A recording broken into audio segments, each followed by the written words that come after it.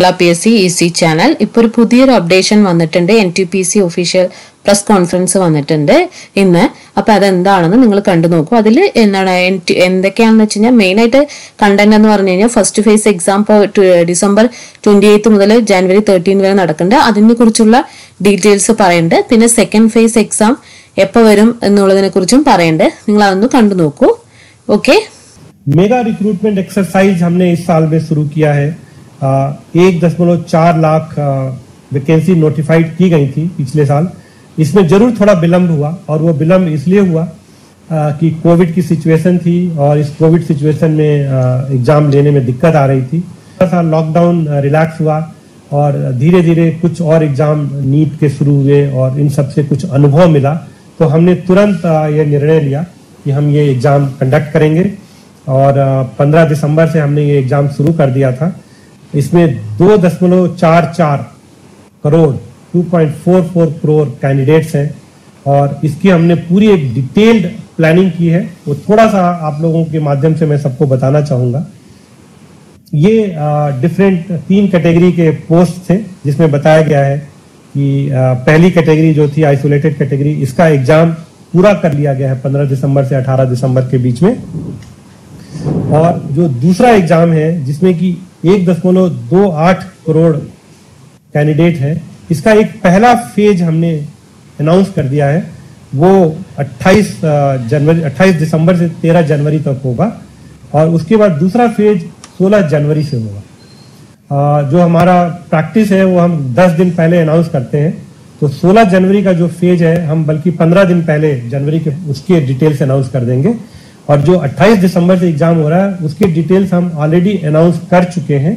कुछ उसकी जो मुख्य बातें थी आप लोगों के माध्यम से हम अपने कैंडिडेट्स को बताना चाहते थे. और जो तीसरा एग्जाम है वो 1.15 करोड़ उसमें एप्लीकेशंस आई हैं लेवल 1 की.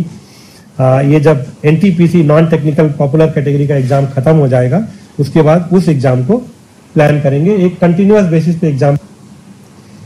इसमें ये डिटेल्स इसमें दी गई हैं. जो पहला फेज 28 दिसंबर से 13 जनवरी तक प्लान किया गया है, ये 12 दिन तक एग्जाम चलेगा. 24 शिफ्ट में है और इसमें करीब 23 लाख कैंडिडेट हैं.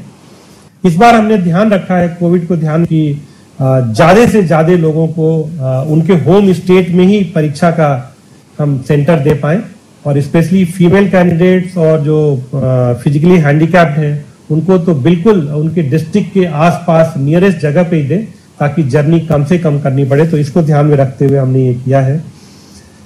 जो कोविड प्रोटोकॉल है उसका पूरा ध्यान रखा जाए, ये हमने व्यवस्था की है. जो RRB की वेबसाइट पे है उस पे सब कुछ हमने ऑनलाइन रखा हुआ है. वो अपना admit card e call letter download कर सकते हैं. जो ट्रेवल अथॉरिटी है SC/ST कैंडिडेट के लिए वो डाउनलोड कर सकते हैं. तो सब कुछ इलेक्ट्रॉनिक प्लेटफॉर्म पे रखा हुआ है. केवल आपके माध्यम से हम कैंडिडेट्स को ये अनुरोध करना चाहेंगे कि वो ऑफिशियल RRB की वेबसाइट पे ही जाएं और वहीं से सूचना लें. सारी सूचना जो ऑफिशियल वेबसाइट RRB की है उस पे दी जा रही है और मेरा आप लोगों के माध्यम से सभी से अनुरोध है कि कृपया किसी और साइट पे ना जाएं और केवल जो ऑफिशियल वेबसाइट है RRB की उस पे जाएं और उस पे हर तरह की सूचना दी जा रही है. और हमने ये भी इंतजाम किए हैं कि किसी वजह से अगर कोई कैंडिडेट किसी शेड्यूल्ड डेट पे परीक्षा नहीं दे पाता है तो वो हमको बताए और उसके लिए हम दूसरी डेट तय करेंगे. क्योंकि हमें पता है कि कोविड की सिचुएशन है, कभी ट्रेवल में दिक्कत हो सकती है, कुछ हो सकती है, लेकिन वो उनको बताना चाहिए तुरंत. और सारे इलेक्ट्रॉनिक प्लेटफॉर्म पे कम्युनिकेशन पॉसिबल है. RRB के वेबसाइट पे सारे डिटेल दिए गए हैं और पूरी तरह से जो रेलवे ने व्यवस्था की है वो कोविड प्रोटोकॉल को देखते हुए व्यवस्था की है. अपने जो कैंडिडेट्स हैं उन सबके फैसिलिटीज को ध्यान में रखते हुए किया है और जहां भी जरूरत पड़ेगी वहां पे हम स्पेशल ट्रेन भी चलाएंगे और हम करेंगे कि किसी भी अभ्यर्थी को कोई. ये कोविड के प्रोटोकॉल्स हैं. सारे कोविड प्रोटोकॉल फॉलो किए जाएंगे. उनके टेम्परेचर चेक होंगे, उनको फेस मास्क लगाना होगा. हमने कोई ऐसी शर्त नहीं रखी है कि आप कोविड टेस्ट रिपोर्ट नेगेटिव कोई लेके आइए. हम बस सेल्फ डिक्लेरेशन चाहते हैं कि आपको कोई सिम्टम नहीं है, आपको कोविड से कोई समस्या नहीं है. आपका जरूर टेम्परेचर चेक किया जाएगा और फेस मास्क आपको लगाना होगा।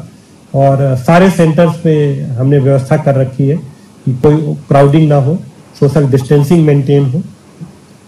और एक वीडियो लिंक यहाँ पे जो दिया गया है, एक वीडियो दिखाया गया है, कैंडिडेट चाहे तो वो देख सकते हैं कि जब वो एग्जाम देने जाएंगे तो क्या वर्क फ्लो रहेगा, कैसे उनको एग्जाम हॉल में किस तरह से एग्जाम देना है, उसका पूरा एक वीडियो बना के इस पे अपलोड किया गया है, ताकि कैंडिडेट को पहले से पता चल जाए कि जब वो एग्जाम सेंटर पे जाएंगे तो किस तरह की परिस्थिति होगी, क्या उनको सावधानियां बरतनी चाहिए। और हर तरह के वहाँ इंतजाम किए गए हैं। फ्लोर मार्कर्स लगे हुए हैं एंट्री पॉइंट पे सोशल डिस्टेंसिंग मेंटेन करने के लिए। गन्स हैं जिनसे कि ई कॉल लेटर दूर से ही चेक कर सकते हैं बिना छुए हुए। टेम्परेचर चेक एंट्री पे हो सकता है थर्मोगन से दूर से ही। उनकी फ्रिस्किंग भी होगी, वो सेल्फ यूजिंग HHD डिवाइस से होगी, दूर से ही उनकी फ्रिस्किंग की जाएगी। और उनके ई कॉल लेटर और ओरिजिनल ID प्रूफ उनको अपने साथ लेके आना चाहिए और सेल्फ डिक्लेरेशन फॉर्म लेके आना चाहिए। ई कॉल लेटर साथ में होना चाहिए, ओरिजिनल ID प्रूफ होना चाहिए और कोविड-19 का एक सेल्फ डिक्लेरेशन फॉर्म उनको लेके आना चाहिए एग्जाम सेंटर पे। उनकी जो रजिस्ट्रेशन हो रही है वो बायोमेट्रिक डिवाइस यूज करके होगा।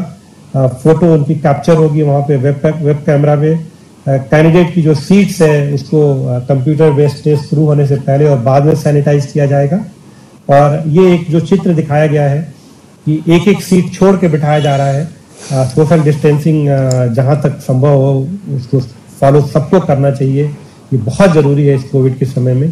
और हमने भारतीय रेल ने कर रखी है कि जो भी कैंडिडेट एग्जाम देने आएंगे उनको हर तरह की सुविधा दी जाए, जो कोविड प्रोटोकॉल है उसको फॉलो करें। ऐसे ही उनकी एंट्री और एग्जिट में पूरा इंतजाम किया गया है कि लोग धीरे धीरे निकलें, बिना क्राउडिंग किए हुए निकलें और सोशल डिस्टेंसिंग मेंटेन करते हुए एंट्री करें। एग्जाम के बाद सोशल डिस्टेंसिंग मेंटेन करते हुए एग्जिट करें। तो ये आपके माध्यम से मैं सारे कैंडिडेट से रिक्वेस्ट कर रहा था। बहुत बहुत धन्यवाद था। और ഇപ്പോൾ സെക്കൻഡ് ഫേസ് എക്സാമിന്റെ ഡേറ്റ് പറയുന്നത് ഇനി നെക്സ്റ്റ് വരുന്നത് January 16 ആണ്. January 13 വരെ ഫസ്റ്റ് ഫേസ് ഉണ്ട്. January 16 സെക്കൻഡ് ഫേസ് വരുന്നത്. നോർമലി 10 ദിവസം മുമ്പാണ് നമുക്ക് സിറ്റി ഇന്റിമേഷൻ വരിക, എവിടെയാണ്, അതുപോലെ തന്നെ ഡേറ്റ്, ഏത് ഷിഫ്റ്റ് ആണ്, അങ്ങനത്തെ കാര്യങ്ങൾ. അപ്പൊ ഈ കേസിൽ ചിലപ്പോൾ ഒരു 10 to 15 ഡേയ്സിന്റെ ഉള്ളിൽ പറയാൻ സാധ്യതയുണ്ടെന്നാണ് പറയുന്നത്. ഓക്കെ, കുറെ പേർക്ക് മെയിൽ വന്നിട്ട് എക്സാം എപ്പോഴാണെന്ന്, ഇപ്പോൾ ഈ ഷിഫ്റ്റിൽ ഇല്ല എന്ന് പറഞ്ഞിട്ട് അല്ലെങ്കിൽ ഈ ഫേസിൽ ഇല്ല എന്ന് പറഞ്ഞ് മെസ്സേജ് കണ്ടു, എന്താ ചെയ്യാന്നൊക്കെ കുറെ കമന്റ്സ് കണ്ടു. അപ്പോൾ ഈ സെക്കൻഡ് ഫേസിലും ചെക്ക് ചെയ്ത് നോക്കുക. സെക്കൻഡ് ഫേസിലും ഇല്ലെങ്കിൽ തേർഡ് ഫേസിലായിരിക്കും. ഓക്കെ ഫ്രണ്ട്സ്, അപ്പോൾ ഇത്രയേ ഉള്ളൂ. ഇനി അടുത്ത അപ്ഡേഷൻ, ഇനി വരാൻ പോണ അപ്ഡേഷൻ നെക്സ്റ്റ് വീഡിയോയിൽ കാണിക്കാം. Okay friends, thank you.